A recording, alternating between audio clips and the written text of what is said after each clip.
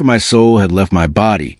Then I began to sob, not like those dramatic scenes in the movies. This was pure, raw, 100% pain. I remember gasping for air and my entire body was trembling so much the doctors nearly thought I was having a seizure. I wanted to see him. I had to see him. The nurse was trying to hold me down, but it was no use. I remember fighting her off, ripping out my I.V in the process. More nurses ran in, and 20 minutes later, I was sprawled out on the bed with new I.V and more medication pumping in my blood. But it didn't help the sorrow and heartbreak at all.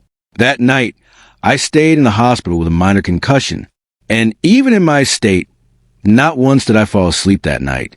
How could I, knowing that I would have to awake to a world where I wouldn't ever get to tell Kabi I love him, never will be able to rest my head on his chest, never get married, never have children, never have the future we always talked about. He was gone. It was probably around 1 o'clock a.m.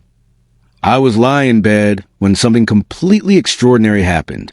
This wasn't a dream, wasn't the medication, and wasn't because of my injury. I was alone in the room at my request, when the room's atmosphere dramatically changed. I had that feeling in my chest that occurred whenever Kabi was around, that sensation that feels like taking off on an airplane or when you're in an elevator and it suddenly jolts upward. I promise on my life I could even smell his cologne. It enveloped me, and right then and there I knew he was with me. My body felt strangely warm despite the coldness of the hospital room. I felt completely at peace and my eyes were drooping involuntarily. The last thing I remember was his sweet voice whispering in my ear, "Goodbye, my love." And to this day, I will never ever forget those words. He captivated my heart from day one, and he took a special place in my heart that no one will ever be able to achieve.